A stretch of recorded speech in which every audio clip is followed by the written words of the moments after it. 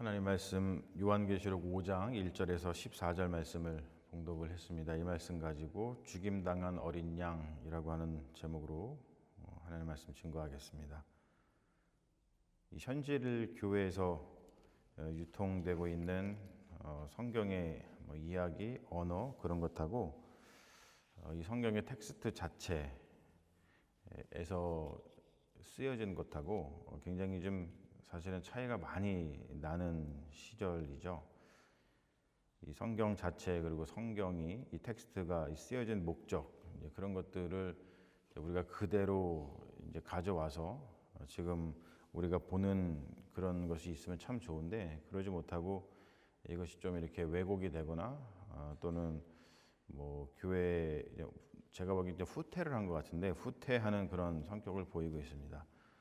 그러니까 한마디로 표현하자면 요한계시록을 보면은 이 현실 정치에 대한 이야기인데 그런데 이제 주로 이 요한계시록을 가지고서 오늘 우리가 봤듯이 어떤 비유가 심하고 그리고 또 하늘에 대한 이야기를 하는 것 같으니까 이것이 이제 죽은 후에 천국의 이야기 이런 것으로 자꾸 둔갑이 돼서 유통이 된다는 거예요. 그것을 좀 우리가 다시 한번 교정하면서 요한계시록이 왜 쓰여졌는가 그리고 이것을 통해서 우리 그리스도인들이 무엇을 배울 수 있는가 어떻게 살아야 되는가 이런 것들을 좀 잘 배우는 것이 정말로 중요한 시대라고 생각을 합니다. 특별히 오늘 말씀을 보면은 굉장히 사실 은혜로운 찬양이 나오잖아요. 이 가사를 가지고서 그 주찬양이라고 최덕신 씨가 이 작곡을 했잖아요. 우리가 이 찬양도 한번 부른 적이 있죠. 굉장히 아름다운 찬양이죠. 죽임당하신 어린 양 그 피로 날 사시고 날 구원하신 어린 양 내가 찬양합니다. 이렇게 부르는 찬양인데 그 가사가 바로 오늘 요한계시록 5장에서 온 거죠. 그냥 이 작곡이 굉장히 아름다운 찬양이기도 하지만 이 워딩, 그러니까 요한계시록 5장에 나오고 있는 그 찬양의 그 워딩이 가장 아름다운 찬양 중에 하나입니다. 성경에 등장하는 어린 양은 이제 예수 그리스도를 가리키는 거겠죠. 예수 그리스도를 찬양하는 이렇게 아름다운 찬양이 또 있을까 싶을 정도로 엄청나게 아름다운 언어로 그 어린 양, 즉 예수 그리스도를 찬양하고 있는 것을 우리가 두 눈으로 보고 있는 겁니다. 그래서 이 다른 모든 찬양, 예수 그리스도에 대한 찬양, 이런 것들, 하나님에 대한 찬양, 이런 모든 것들은 이 찬양, 지금 요한계시록 5장에 나오고 있는 찬양의 모방이다 할 수 있을 정도로다가 너무나 아름다운 언어와 너무나 우리가 정말 어떻게 감당하기 힘든 그런 용어들을 가지고서 어린 양 예수 그리스도를 찬양하고 있죠. 자, 이 찬양을 이렇게 엄청나게 하고 있는데 이 찬양의 구조를 좀 보면은 이 찬양의 구조는 그냥 찬양을 그냥 무턱대고 하는 것이 아니라 두루마리 봉인을 둘러싼 이야기를 하고 있는 겁니다. 두루마리 봉인, 두루마리가 있는데 그것이 봉인이 되어 있어요.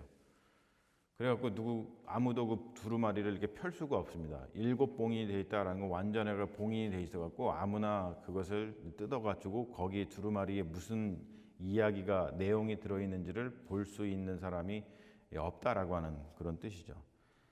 그래서 핵심은 뭐냐면 이 5장의 핵심 구조는 뭐냐면 2절입니다. 누가 그 두루마리를 펴며 그 인을 떼기에 합당하냐? 이 질문입니다. 상황은 뭐냐면은 합당한 자가 없는 거죠. 질문을 했는데 그 두루마리를 펴며 그 인을 떼기에 합당한 자가 없어요. 그래서 어떤 일이 벌어지고 있냐면 요한이 울고 있잖아요. 그렇죠? 근데 해결이 있죠. 보면은 장로 중에 한 사람, 24장로 중에 한 사람이 요한한테 다가와서 위로하면서 이렇게 얘기하더라는 거예요. 울지 말라. 유다 지파의 사자 다윗의 뿌리가 이겼으니 그 두루마리와 그 7인을 떼시리라. 이런 솔루션을 그런 대답을 해줍니다. 이거 누가 떼지 하고서 막 울고 있는데 와서 걱정하지 마라, 울지 말아라. 뗄 사람이 있다는 거죠. 그분이 누구냐면 오늘 말에 의하면 그 어린 양이라고 하는 용어로다가 표현을 하고 있습니다. 예수 그리스도를 가리키는 용어이죠. 이 어린 양을 가리킬 때에 오늘 보면은 한 6가지 정도로다가 어린 양이 어떤 분인지를 이야기하고 있는데, 유다 지파의 사자, 다윗의 뿌리라고 표현을 합니다. 유대 지파의 사자. 여기서 사자는 메신저가 아니고 그 말대로 라이언입니다. 라이언. 그러니까 사자, 정말 어흥하는 사자 있죠? 동물 사자. 그리고 다윗의 뿌리라고 이야기를 합니다. 여러분들 그 C.S. 루이스의 나니아 연대기라고 하는 그 소설 또는 그 나니아 연대기라고 하는 영화를 보셨는지 모르겠는데, 거기서 보면은 사자가 등장을 합니다. 실제로 사자. 그 사자가 왜 그런 상징을 써가지고 영화를 만든 거냐면 바로 이겁니다. 예수 그리스도를 가리키는 그런 그 상징이에요. 사자가. 그래서 유대 지파의 사자, 다윗의 뿌리 그렇게 표현을 하죠. 그리고 어린 양은 이긴 자이다. 그리고 어린 양은 일찍 죽임 당한 것 같더라. 그러니까 일찍 죽임 당한 자이다 이렇게 표현을 합니다. 범상치 않죠, 여러분? 일찍 죽임 당한 것 같더라. 범상치 않은 표현입니다. 그리고 이 어린 양은 7뿔, 완전한 권세를 가리키는 거고, 그리고 7눈을 가졌다 표현하는데 그 7눈은 하나님의 7영이다 이렇게 또 표현하고 있고, 이 하나님의 7영은 성령을 가리키는 말입니다. 그리고 보좌에 앉으시니 하나님이죠. 성부 하나님. 보좌에 앉으신 이의 오른손에 들려있던 그 두루마리를 취한 분이 바로 어린 양이다 이렇게 표현을 하고 있어요. 자, 그리고 찬양의 구절을 보면은 세 부류가 등장을 해서 찬양을 합니다. 첫 번째 부류는 내 생물과 24장로들이에요. 이것은 성도들을 가리키는 거겠죠. 예수 그리스도를 믿는 성도들. 그리고 두 번째는 천사들. 천사들이 만만이요 천천히요 그렇게 표현하고 있죠. 천사들. 그리고 세 번째는 피조물들입니다. 하늘에 있는 피조물, 땅에 있는 피조물, 바다에 있는 피조물, 모든 피조물이죠. 그래서 보면은 성도들, 천사들, 그리고 그 외의 모든 피조물들.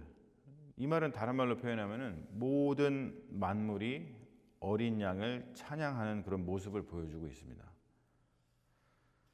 자, 그런데 이 모습을 보면서 우리가 좀 질문을 좀 가져야겠죠. 무슨 질문을 가져야 되냐면, 모든 만물은 왜 이렇게 어린 양을 찬양하고 있는 거예요? 자, 제가 아까 구절을 처음에 말씀드릴 때 이런 표현했죠. 이 봉인된 두루마리에 관련된 이야기이다.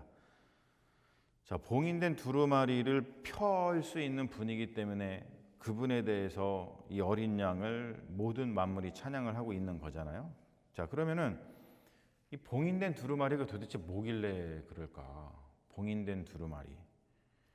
여러분, 여기서 이제 사실은 건전한 기독교와 그렇지 않는 그 사기치는 기독교의 갈림길에 서게 되는 거예요.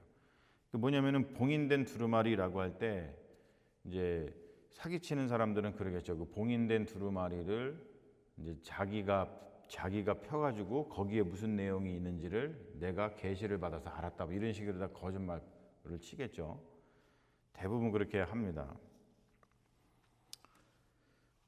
봉인된 두루마리는 어떤 뜻이냐면 은폐된 진실을 가리키는 거예요. 은폐된 진실. 불의와 폭력, 구조적으로 가려져서 그냥 일반 사람들이 볼 수 없는 은폐된 진실, 그것을 봉인된 두루마리다 이렇게 표현을 하고 있는 겁니다. 그러니까 이 말은 뭐냐면은 누가 이 역사의 진실을 말해줄 수 있을까라고 질문을 했을 때, 우리가 인생을 살다 보면 그렇잖아요. 아, 역사의 진실들이 있어요. 근데 뭐 그 진실들이 엄청 가려지죠.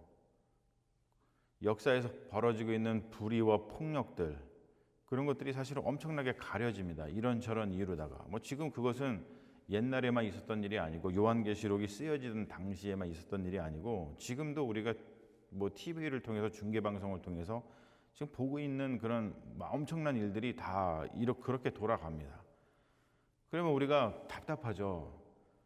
분명히 저건 진실이 아닌데 그것이 마치 진실인 것처럼 이야기하고 그렇게 역사를 이끌어가고 그러면서 그 안에 있는 불의와 폭력들을 저지르고 그리고 거기에 불의와 폭력 때문에 이렇게 고통당하고 거기에 피해당하는 사람들이 엄청나게 많이 있죠.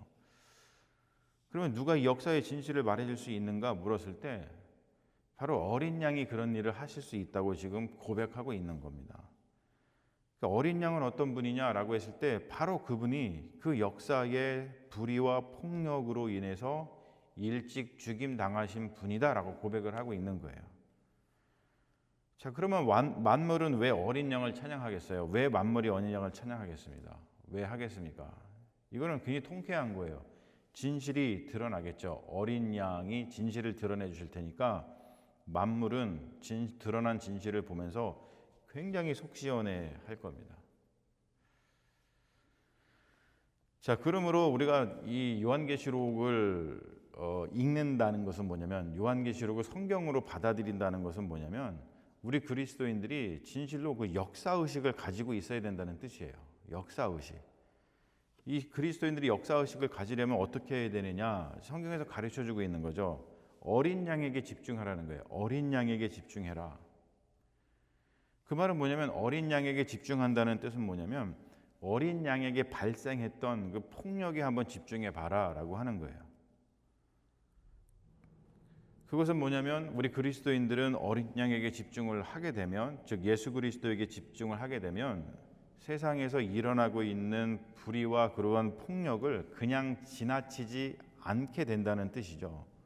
그러면서 은폐된 진실이 무엇인가를 분별할 수 있는 그러한 능력이 생긴다는 거예요. 이거 엄청난 사실 능력이죠.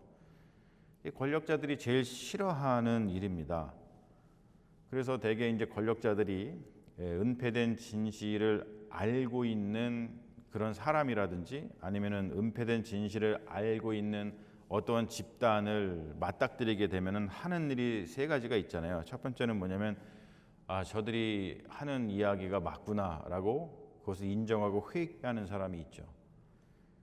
그렇죠? 그런데 대부분 그렇지 않고 어떻게 하냐면 그 사람을 회유하든지 또는 그 집단을 회유하든지 아니면 그 사람을 억압하든지 또는 그 집단을 억압합니다.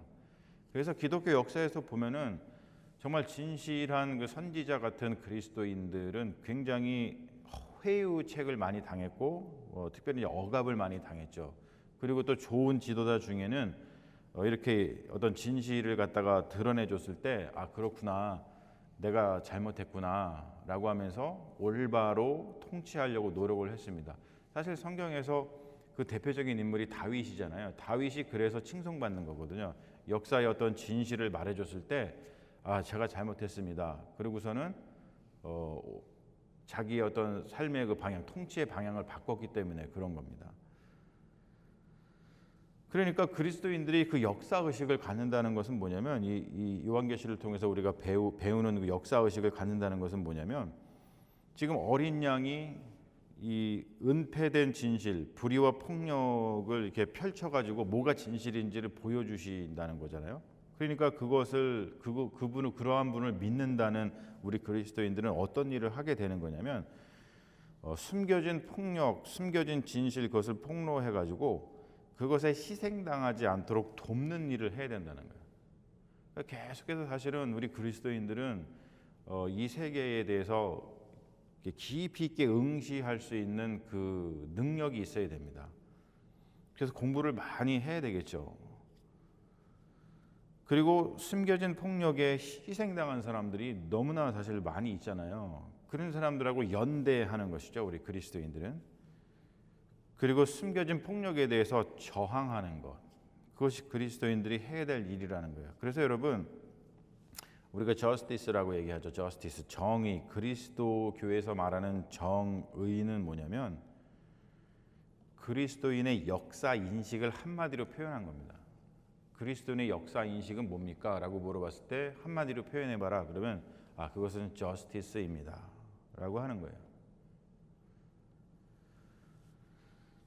자, 우리가 이런 힘을 가질 수 있다면 정말 이 요한계시록 가지고선 자꾸 사기치는 사람이 너무 많아가지고 그래서 좀 제가 이런 말씀을 더 이렇게 좀 과격하게 드리는 건데, 그런 것이 아니라 정말 요한계시록을 통해서 우리가 배워야 할 그런 역사 인식을 가지고 있다면 정말로 따뜻하고 실질적인 힘이 되는 그 기독교 신앙을 우리가 가질 수 있고, 그것을 가지고 실질적으로 정말 사람들을 도와줄 수 있다는 거예요. 서구 기독교에서 그 서구 기독교를 비판했던 용어들, 뭐 기독교가 서구에서 발달이 됐잖아요, 오랜 세월 동안. 그러다가 이제 뭐 동양, 이 아시아에도 전해지고 그런 건데, 서구 기독교에서 교회를 비판했던, 그 기독교 신앙을 비판했던 그 용어 중에 가장 강력한 용어가 뭐였냐면 아편이었어요. 아편. 기독교 신앙은, 교회는 아편 같다, 이렇게 많은 사람들이 표현을 했습니다. 제가 옛날에는 왜 그렇게 표현했는지 잘 이해가 안 갔어요. 근데 요즘에는 뭐 저뿐만이 아니라 많은 분들이 왜 그런지를 많이 아실 거예요. 그렇게 아편 같은 신앙은 절대 따뜻한 신앙, 그리고 실제로 힘이 되는 신앙이 될 수가 없습니다. 아편이라는 게 뭐예요? 이게 뭐에 대한 비유냐면 이런 거겠죠. 은폐된 진실은 그냥 내버려 두는 거예요. 그런데 그 은폐된 진실 때문에 많은 사람들이 고통을 당하고 있는데, 은폐된 진실은 그냥 그대로 덮어두고 고통당한 사람들이 그냥 나아오면 어이 그래 너 힘들지 어렵지, 그렇게 그냥 위로만 해주고 만다는 것이죠. 쉽게 얘기해서 원인은 치료하지 않고 그냥 아픔 당하고 있는 그 사람들만 그냥 이렇게 그냥 그때만 그들의 아픔을 이렇게 릴리프 해주면은 그게 아편이잖아요. 그래서 서구 기독교에서는 그 아편이라고 하는 용어로다가 엄청난 그 비판에 직면했었습니다. 역사의 고통에 눈을 감고 그냥 아름다운 찬양 노래만 부르는 것은 여러분 따뜻한 신앙이 될 수가 없어요.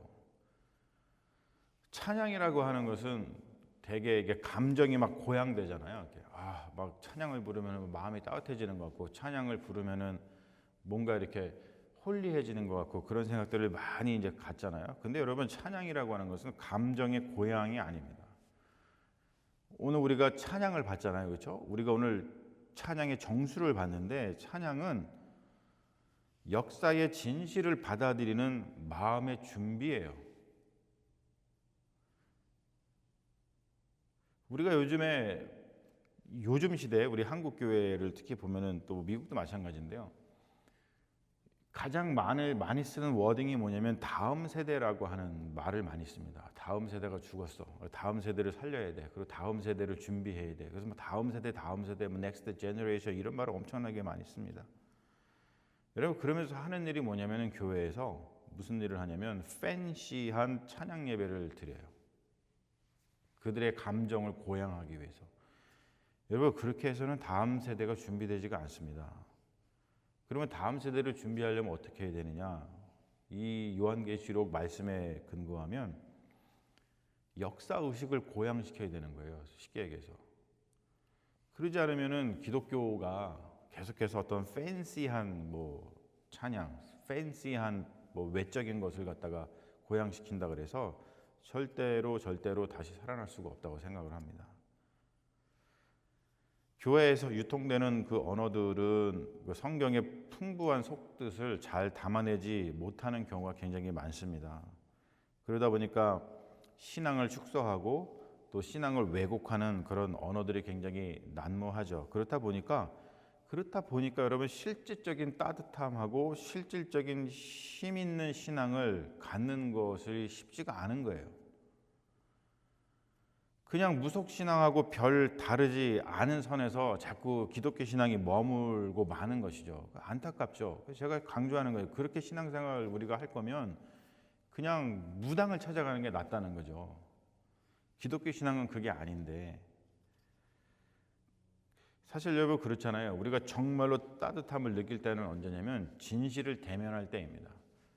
이 세상에 많은 고통당하는 사람들이 내가 이제 눈을 감을 수 있다 라고 하는 순간은 뭐냐면 내가 이제 진실을 알게 됐다. 그럴 때 사실은 눈을 감고 마음의 따뜻함을 느끼고 그것이 정말로 힘이 되죠.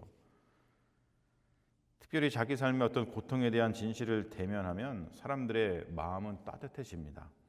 진실을 모르니까 마음이 계속 허전하고 차가운 것이겠죠. 그리고 여러분, 역사의 진실을 대면하고 알게 될 때 사람들은 그 이길 힘을 얻게 돼요.